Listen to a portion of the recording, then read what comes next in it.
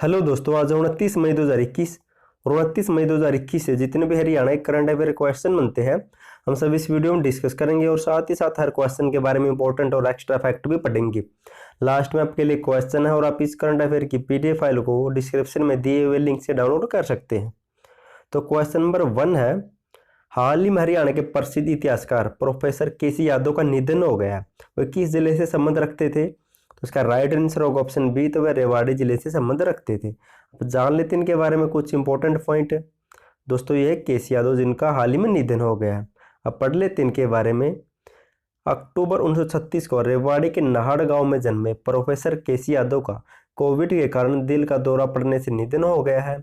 KC Yadav Haryana academy of history and culture के संस्थापक director भी रह चुके हैं। उनकी पुस्तक है रिवोल्ट ऑफ 1857 और हरियाणा का इतिहास उन शोधार्थियों के लिए एक मौलिक स्रोत है जो प्रदेश के इतिहास, संस्कृति, समाज और राजनीति का अध्ययन करना चाहते हैं। और जान लेते इनके बारे में।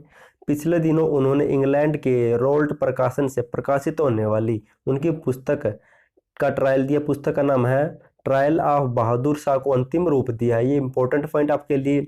और प्रोफेसर केसी यादव को दक्षिण एशिया के इतिहास का विशेषज्ञ भी माना जाता है। और प्रोफेसर केसी यादव जापान के टोक्यो विश्वविद्यालय में विजिटिंग प्रोफेसर भी रह चुके हैं।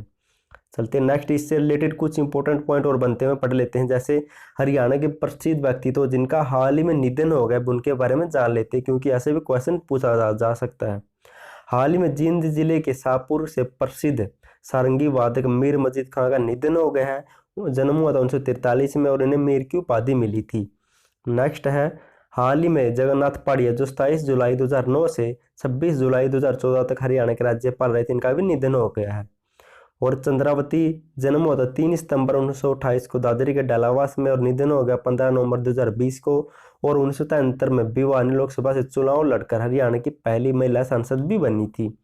और पानीपत जिले के प्रसिद्ध हास्य कवि योगेंद्र मोदगिल का निधन हो गया। दोस्तों ये कुछ इंपॉर्टेंट पॉइंट थे जो आपके एग्जाम में हेल्प करेंगे।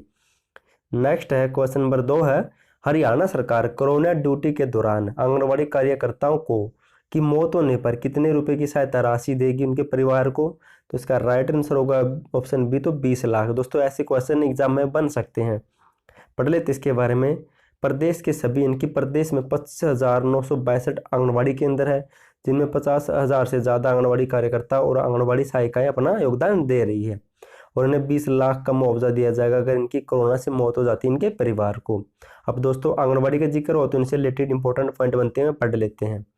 केंद्रीय महिला और बाल विकास मंत्री मेनका गांधी ने हरियाणा के सोनीपत के हसनपुर गांव में सार्वजनिक निजी भागीदारी से तैयार देश के पहले आधुनिक आंगनबाड़ी केंद्र इनकी नंद घर का उद्घाटन किया था 24 जून 2015 को।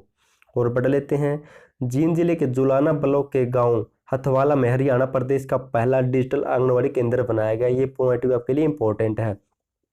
और पढ़ लेते हैं दोस्तों, कोविड सेवा में लगे मेडिकल स्टाफ को 50 लाख रुपए दिए जाएंगे अगर उनकी मृत्यु हो जाती है। और वहीं पुलिसकर्मी की मौत पर 30 लाख रुपए दिए जाएंगे और जो सफाई कर्मचारी है उनकी मौत पर 20 लाख रुपए दिए जाएंगे। दोस्तों ये भी आपको याद रखना है।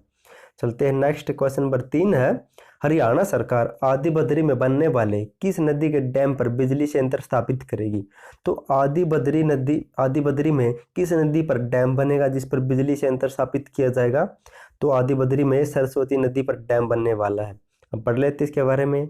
मुख्यमंत्री मनोहर लाल ने कहा कि सरस्वती नदी में छोड़े जाने वाले सभी नालों के निकासी बिंदु पर सीवरेज ट्रीटमेंट प्लांट स्थापित होंगे और साथ ही साथ आदि बद्री में बनने वाले डैम पर बिजली संयंत्र भी स्थापित किया जाएगा। अब दोस्तों जिक्र नदी का हुआ तो एक यमुना नदी से हरियाणा के लिए इंपॉर्टेंट पॉइंट बनता है, पढ़ लेते हैं। यमुना नदी पर एक लखवाड़ा बांध परियोजना बनाई जाएगी। इनका समझौता हुआ था 28 अगस्त 2018 को और इस समझौते में 6 राज्य शामिल है, उत्तराखंड, यूपी, राजस्थान, हरियाणा, दिल्ली और हिमाचल प्रदेश। इस बांध परियोजना से अकेले हरियाणा को 47% पानी मिलेगा, इसलिए आपके लिए इंपॉर्टेंट है।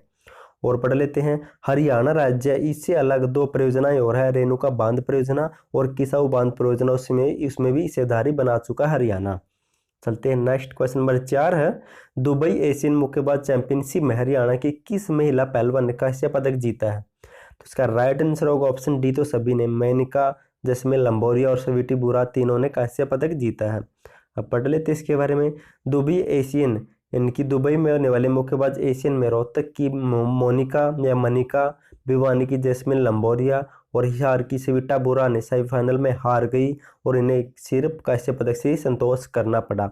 और इस प्रतियोगिता में हरियाणा से 22 पहलवानों ने भाग लिया था, जिनमें से 6 मेल है और 6 फीमेल है। दोस्तों अब दुबई के बारे में पढ़ लेते हैं। दोस्तों दुबई कोई देश नहीं है, दुबई किस देश में बिलोंग करता है तो संयुक्त अरब अमीरात में, ना तो कोई दुबई देश है और यह सिर्फ संयुक्त अरब अमीरात यानी कि यूएई के 7 राज्यों में से एक राज्य है जिसे दुबई राज्य बुलाया जाता है। और अरब अमीरात की राजधानी है अबू धाबी और वहाँ की करेंसी है यूए दिरहम।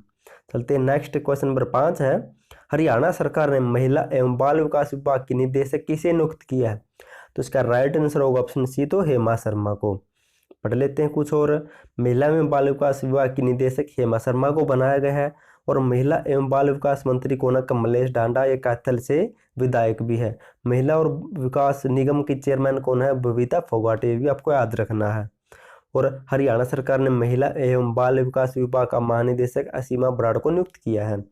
क्वेश्चन नंबर 6 है, क्वेश्चन नंबर 6 है, हरियाणा सरकार ने पहले चरण में कितने जिलों में कॉकटेल एंटीबॉडी ड्रग दवा का वितरण किया है? तो राइट आंसर होगा ऑप्शन सी, तो 6 जिलों में वितरण करेगी।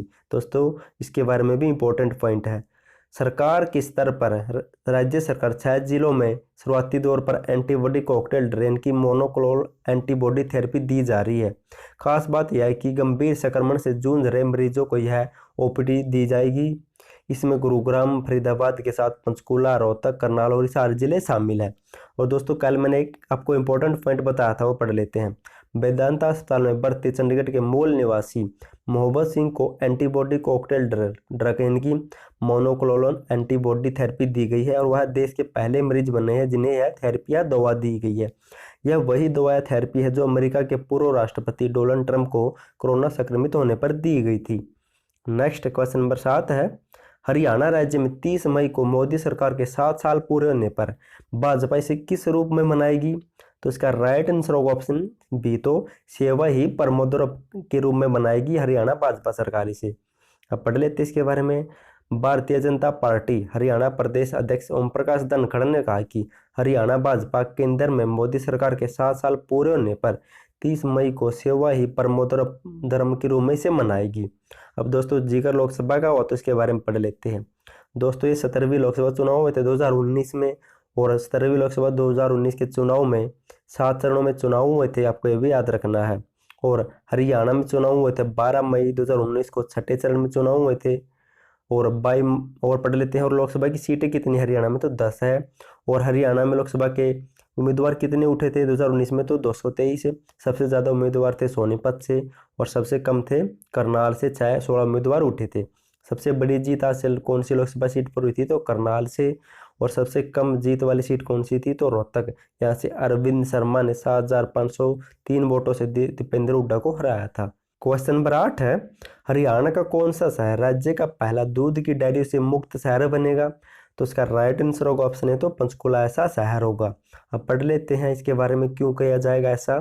पंचकुला के मेयर कुलभूषण गोयल ने कहा कि नगर निगम द्वारा शहर की सभी डेयरियों को पंचकुला शहर के बाहर गांव सुखदर्शनपुर में शिफ्ट किया जाएगा और हरियाणा का पंचकुला ऐसा पहला शहर होगा। और यहाँ पर 108 दूध की डेयरियाँ संचालित है पंचकुला में। नगर निगम द्वारा सुखदर्शनपुर गांव में 8 एकड़ जमीन डेयरियों के लिए आरक्षित कर ली है। और ऐसा किया क्यों जाएगा? इनकी डेयरियों के कारण शहर में की नालियों में सीवर और ये सभी जाम हो जाते हैं, जिससे बीमारियां फैलने का खतरा बना रहता है, क्योंकि जो भी दूध के पॉलीथीन है वे ऐसे इधर उधर नालियों में सीवरेज में मिलते हैं। इतना नहीं, डेयरी मालिक दूध निकालने के बाद गायों को शहर में घास चरने के लिए छोड़ देते, जिससे हादसों का खतरा भी बना रहता है। और इम्पोर्टेंट पॉइंट पढ़ लेते हैं। हरियाणा में वर्तमान में राज्य में प्रति व्यक्ति दूध उपलब्धता 1142 ग्राम हो गई है, जो पहले 1132 थी, अब 10 बढ़कर 1142 हो गई। ये इंपॉर्टेंट पॉइंट है। और दोस्तों जिक्र सुखदर्शन का पुर का हुआ था, तो पंचकुला जिले के गांव सुखदर्शनपुर में उत्तर भारत का पहला डॉग केयर और रिहेबिलिटेशन सेंटर शुरू किया गया है। ये भी इंपॉर्टेंट पॉइंट है। नेक्स्ट क्वेश्चन नंबर 9 है, हरियाणा के किस जिले ने ग्रामीण स्वास्थ्य सर्वे पूरा करके सबसे पहले हर सदस्य का हेल्थ कार्ड बनाया है? तो राइट आंसर होगा ऑप्शन डी, तो झज्जर ऐसा करने वाला पहला जिला बन गया है। दोस्तों अब रिवीजन टाइप शुरू हो गए हैं। जो हमने क्वेश्चन पढ़े थे उनका फटाफट से रिवीजन कर लेते हैं ताकि आपको क्वेश्चन अच्छी तरह याद रह सके। हाल ही में हरियाणा के प्रसिद्ध इतिहासकार प्रोफेसर केसी यादव का निधन हो गया। किस जिले से संबंध रखते हैं? तो रेवाड़ी से। दोस्तों अगर आपको वीडियो पसंद आए तो वीडियो को लाइक और चैनल को सब्सक्राइब और अपनी इस वीडियो को दोस्तों के साथ शेयर भी जरूर कर देना। क्वेश्चन नंबर 2 है, हरियाणा सरकार कोरोना ड्यूटी के दौरान आंगनबाड़ी कर्ताओं की मौत पर कितने लाख रुपए की सहायता राशि देगी? तो 20 लाख की, मेडिकल स्टाफ को 50 लाख की, पुलिस स्टाफ को 30 लाख की, सिपाही कर्मचारियों को 20 लाख की। क्वेश्चन नंबर 3 है, हरियाणा राज्य में 30 मई को मोदी सरकार के 7 साल पूरे होने पर भाजपा इसे किस रूप में मनाएगी? तो सेवा ही परमो धर्म के रूप में। क्वेश्चन नंबर 4 है, हरियाणा सरकार आदि बद्री में बनने वाले किस नदी के डैम पर बिजली संयंत्र स्थापित करेगी? तो सरस्वती नदी पर। और यमुना नदी पर एक डैम बनेगा लखवाड़ा बांध परियोजना, जिससे हरियाणा को 47% पानी मिलेगा। क्वेश्चन नंबर 5 है, दुबई एशियन मुक्केबाज चैंपियनशिप में किस महिला ने कांस्य पदक जीता? तो मेनिका, जसमीन और स्वीटी बुरा ने। क्वेश्चन नंबर 6 है, हरियाणा सरकार ने महिला एवं बाल विकास विभाग की निदेशक किसे नियुक्त किया? तो हेमा शर्मा को। क्वेश्चन नंबर 7 है, हरियाणा सरकार ने पहले चरण में कितने जिलों को कॉकटेल एंटीबॉडी ड्रग दवा का वितरण किया है? तो 6 जिलों को। क्वेश्चन नंबर 8 है, हरियाणा का कौन सा शहर राज्य का पहला दूध की डेयरी से मुक्त शहर बनेगा? तो पंचकुला।